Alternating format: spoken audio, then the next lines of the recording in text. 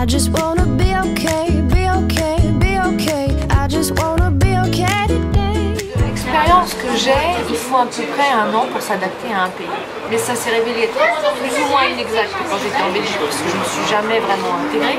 Et en France, ça s'est révélé plus long que la moyenne. Je dirais qu'il m'a fallu bien 3 ans pour me réadapter à mon pays, ce qui est énorme. Quand je suis revenue en France, ça a été le choc. Parce qu'avec le temps, quand ça fait 15 ans qu'on a été expatrié, on oublie son pays finalement. On se rappelle que des bonnes choses et on oublie les choses négatives.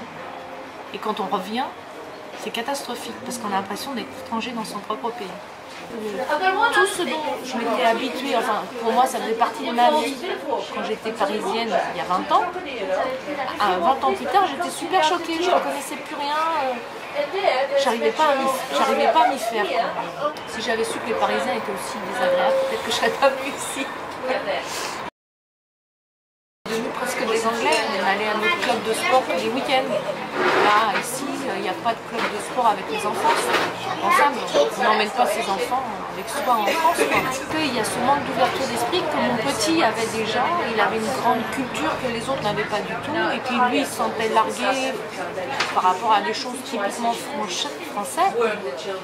Donc il était extrêmement malheureux. Ses copains d'Angleterre lui manquaient. Tous les deux, leurs copains d'Angleterre leur manquaient. C'était surtout ça. Puis leur vie de tous les jours. Londonien. C'est précis.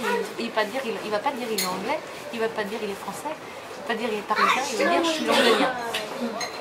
Parce qu'il a vécu toute sa vie à Londres. Hein. Et à un moment, il dira ouais, je suis français, je suis belge.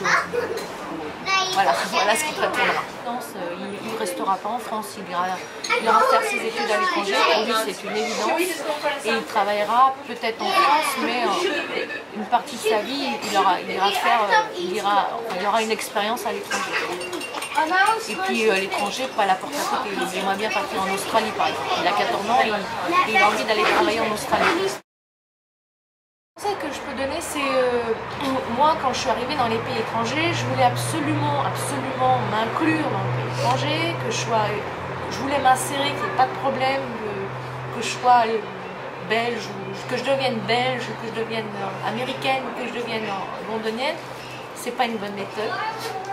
En fait, le mieux, c'est d'essayer de trouver des expatriés. Et eux vont nous aider à être quelque chose entre les deux, parce que de toute manière, on ne peut pas devenir belge, on ne peut pas devenir américain, on ne peut pas devenir anglais.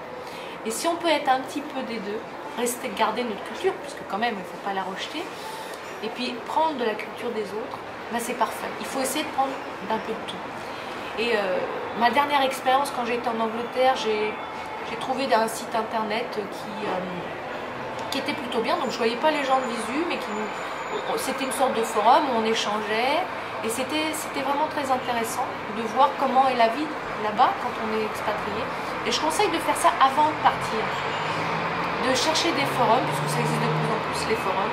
Mais il y a aussi des journaux d'expatriés à Londres. Il y a un magazine qui s'appelle Ici Londres.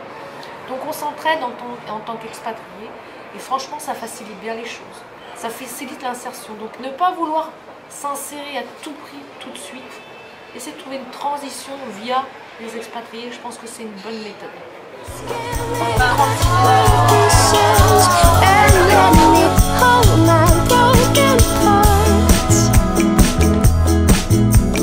I just wanna be okay, be okay, be okay. I just wanna be okay today.